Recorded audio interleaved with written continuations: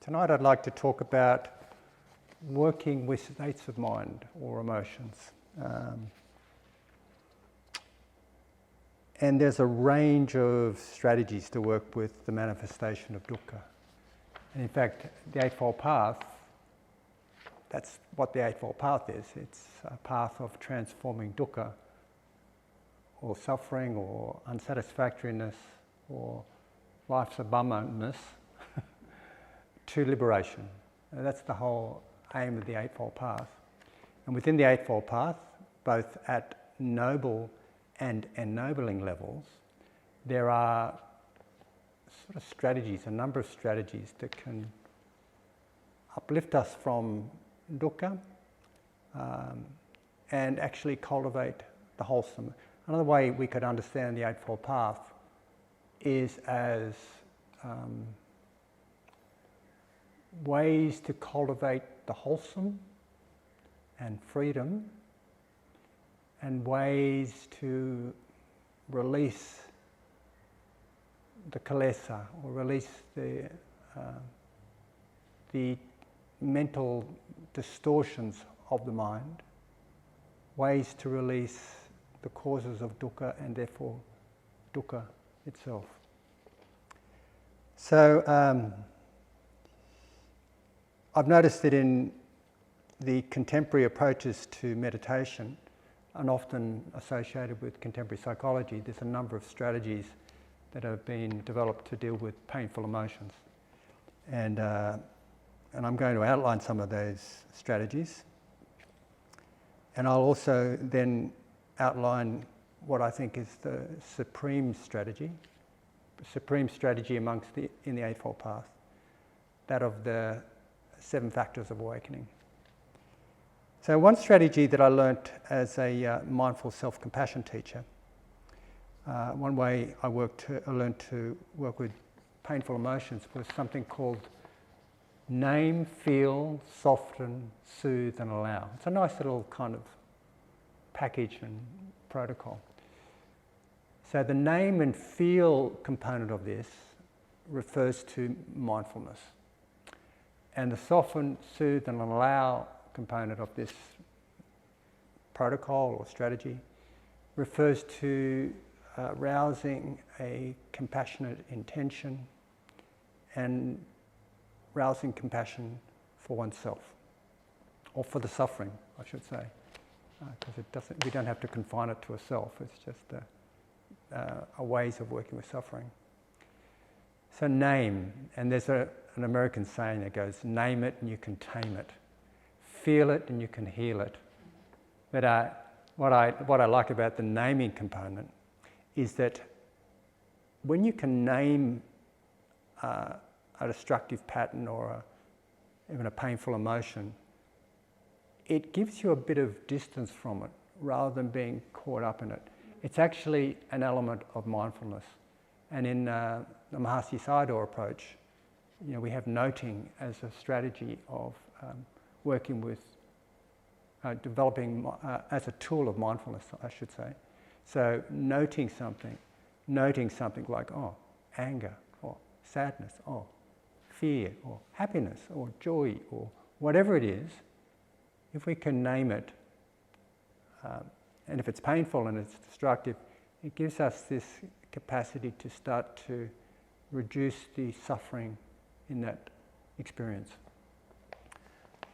So naming and feeling it refers to identifying the way we feel, and in this case painful emotions, the way we feel painful emotions in our body. The body doesn't lie, the body's present. Cognitions and emotions tend to be a little bit deceptive, I could say. Like with thinking, we tend to proliferate, and sometimes what we think is at odds with the actual reality. But if we can tune into our body, it's telling us the truth of this moment. Sometimes when we think about an emotion, or we kind of feel like we're getting caught up in the emotion, like the emotional components of an experience, it can sometimes proliferate into something that's completely at odds with the reality. So feeling it here refers to sensing this experience in your body. And usually emotions we can feel in our body. Like I know when I'm angry, I kind of get a tightness around my chest. And when I'm sad, it's kind of like a heaviness in my chest. And when I'm anxious, there's a tightness in my belly, and so on and so forth. Everyone has different experiences with their emotions, and you know, it's really up to the individual, but there's a tendency to feel various emotions in different ways. Like depression is a kind of real heaviness, like when we get into the depressed mood, there's just no energy and it's really kind of flat. And I find myself sinking and kind of not even, like getting myopic and just kind of sinking into a descending spiral. So, name and feel. And the mindful self-compassion people, they like to describe that as the mindfulness component. The next component is soften. It's really nice to think about this. Often we tense up around painful experiences. There's a tightness, we don't want it. And softening here refers to softening both a physical tension around painful experience, as well as our mental tension, our attitudinal tension, our attitudinal tightness around a particular experience, rather than kind of struggling with it to push it away. We kind of open to it, like we soften into it. Soothe. Soothe refers to soothing the pain. And in this particular case, with mindful self-compassion, they refer to saying soothing words in a tone of voice that is soft and not aggressive, and not putting yourself down. Like if you're having pain, you say something to yourself in a way you would say something to a good friend who was experiencing the same pain. So it's a name, feel, soften, so kind of relaxing around it, soothing. And actually, a soft tone of voice stimulates the release of oxytocin, which is sometimes called the hug hormone or the bonding hormone, or the hormone that connects us. It's the connection hormone. It kind of connects us with other beings and a feeling of safety and okayness. Oxytocin is actually healing. So if we're having a pain and we say something to ourselves in a way like, "Oh, get over it, Malcolm. You're an idiot," or something like that, it actually increases the stress in our cortisol and it makes us feel worse. But if we can say something like, "It's okay," and I'm talking to myself here, "It's okay, Malcolm. You're all right. You are okay. You're not a bad person. You have good intentions. You're a kind person," something like that. It actually is soothing because it stimulates biologically evolution. Coming from evolution, it's designed to do that. Like mothers who have a crying baby won't say, "Get over it." They'll say something like, "Oh, it's okay, Mummy," in that tone of voice that's soothing and kind and comforting. The other thing that works really well is touch. And again, I refer to a young baby crying. There's almost like a drive to pick the baby up, touch it, hold it, comfort it. And we comfort it with our words and our connection physically. So with name, feel, soften, soothe and allow, if there's nobody else around to give you a hug, what you can do is you talk to yourself in a kindly way and you put your hand over your heart, or hold your hand, or stroke your arm, or give yourself a hug. And there's various ways you can give yourself a hug, like that, for example, because that actually stimulates some meridians in that particular way. So name, feel, soften, soothe. The other thing with soothe, if you can actually access compassion for yourself, that's going to stimulate oxytocin, but it's also just going to stimulate that state of mind that's boundless and absorbing of and transforming of suffering to well-being, suffering to a boundless state. I like to think of it like putting a spoonful of salt into an expansive lake. If you do that, it's different than putting a spoonful of salt into a glass of water. Like a tablespoon of salt in a glass of water, you can't drink it. It's poisonous. But if you put that same tablespoon of salt into this expansive lake, pristine, beautiful lake of compassion, it just dissolves away. So the salt is compared to whatever distress we might be having. So name, feel, soften, soothe. And the last one is allow. Just letting it change according to nature. So that's one really cool strategy. Oh wow, maybe the whole Dharma talk is just going to be about that. I'm looking at how long have I been going for? Huh?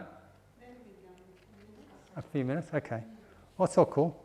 So the next strategy I can use name, feel, soften, soothe, and allow with my distress about thinking I might go over time.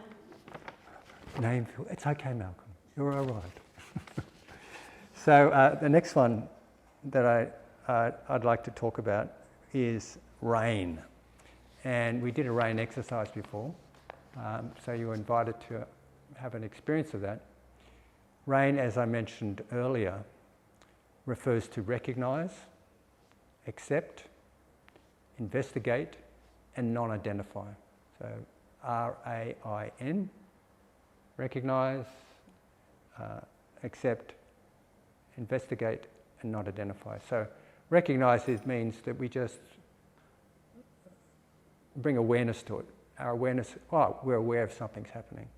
And if it's a painful emotion or if it's whatever it is, we know it's there. And the next one is accept. And as I mentioned earlier, acceptance is not condoning an experience, although sometimes it helps to condone an experience, especially if you're having it helps to nourish an experience, especially if it's a wholesome experience. But here it means willingness to experience something. I really like that way of thinking about acceptance. And it's the opposite of denial. It's the opposite of ignoring something. It's the opposite of not being aware of something. So there's this recognition and acceptance. The next one is investigate. And you can do this discursively or sort of, how can I describe it, without talking to yourself about it. Like, you can do it discursively insofar as, how did this emotion come about? How has it arisen? Where did it come from? Oh, that's right. Earlier this morning, someone was saying something to me, and I felt really hurt, and I didn't have time to feel hurt when they were saying it. Now I'm feeling hurt. Oh, that's where it's come from. Oh, that's interesting. Isn't that interesting? So you're having this curiosity about something. You're having a curiosity about your experience. And I've been kind of inclining to talk about painful and unwholesome experiences, but what you can do with these procedures is not only not feed into unwholesome experiences, not only denourish unwholesome experiences, but you can conversely nourish and feed into wholesome experiences. Like by attending to these experiences with something called Manasikara, which means wise attention. With wise attention, we can turn to something and we can let go of the unwholesomeness of it and nourish the wholesomeness. So with this kind of tendency to steer towards something, we can build on something that's going right for us. So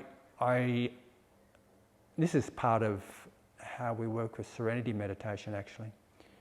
With serenity meditation, it's about honing in on something that's we can develop samadhi on, honing in and actually developing samadhi on an object and becoming absorbed with that object. But it might start with this field of experiences, and you kind of honing in and you see something that's like joy. There's a twinkle of joy somewhere. So you hone in on that, and the more you hone in on it, you're putting aside other experiences, you're honing in on the joy, and it becomes stronger and stronger, and you're gently attending to it, and what you attend to can become your reality. You become absorbed into it. So this investigate, this discernment can act in a way to sort of start to detach yourself from unwholesome and absorb into the wholesome. So it's just something interesting. So recognize, accept, investigate, and then we have non-identify. Non-identify, and this, as I mentioned in the guidance earlier, it's about recognizing that all this experience all these experiences are just streams of dependently arising processes and interactions. And I'm citing Lee Brasington here, because he coined that phrase, I think. I'm not sure if he did or not. I think he did. He's written a book of that title. But it is an example of what happens in dependent arising, where we don't thingify things. There's no things anywhere. There is just these interactions of processes. So it's rather than identifying with an emotion such as, I'm bad, I'm no good, I'm a failure, I'm the worst person in the world, I'm angry, blah, blah, blah, blah. These tendencies to identify with things. Rather than that, we see them for what they are. We don't take them personally. Even if they're wholesome things, like wholesome experiences, and there I go using the term thing, wholesome streams such as joy or gratitude or compassion, all these wholesome states of mind, they are just processes that are coming. We can't own them. We can't say this is who I am and what I am, but we can nourish them. And still, even if we nourish them, we can't identify with them because there's nothing there. What we call ourselves, as I've probably mentioned on other talks I've given here, what we call ourselves is actually, the self is actually a fiction. It's just this mental creation. It's a function of default mode networking and left hemisphere language areas and left hemisphere kind of logical thinking, it's the rational thinking. We kind of piece together our experience as if we're a thing, we're a self. So that's one version of RAIN. Another version of RAIN is recognizing, allowing. Sorry, the first version of RAIN comes from Michelle McDonald. She used to be called Michelle McDonald Smith, but then she separated from her husband. And we know Michelle, we've done retreats with Michelle, had nice conversations with her, and she's a lovely Dharma practitioner, and she developed that acronym RAIN based on recognizing, accepting, investigating, and non-identifying. Tara Brach has another version. Tara Brach is a renowned Dharma teacher, clinical psychologist, and speaker and author. She does really good Dharma talks. I think she does really great Dharma talks. But anyway, she's developed RAIN as recognizing, allowing, investigating, and nurturing. the N stands for nurturing. So it's the same as the previous process. And what we do here is we nourish the wholesome. We nourish any inklings of compassion, any inklings of benevolence, appreciative joy, gratitude, wholesomeness, peacefulness, generosity, whatever it is that's arising, we nurture and nourish it so that that becomes our stream. That becomes our method of liberation. So I think they're wonderful processes, and however, I tend to incline towards the direct traditional approach of the 7 factors of awakening, which are 7 mental factors, 7 factors that are essential for awakening. And these 7 factors are mindfulness, it's called investigation of dharmas, but you can call it, say, curiosity or interest, energy or effort, joy, sometimes, technically it's piety, which is this bubbly, energetic feeling that arises often with concentration. But in this case, it's a factor of awakening, it's joy, it's this uplifted awesomeness, awe, or joy. The next one is tranquillity, which is relaxed body, calm mind, sort of really cruisy. The next one is samadhi, or concentration, which is the gathering together of mental energies and putting them in one spot. It's the unification of mental energy. So they're all going in the same direction rather than being dispersed and flapping around. And the last one, it has been called equanimity, but Analayo describes it as equipoise. And I know why he describes it as equipoise, and I think I really appreciate the way he does that, because equanimity, as many of you may know, there's different aspects of equanimity, there's different types of equanimity.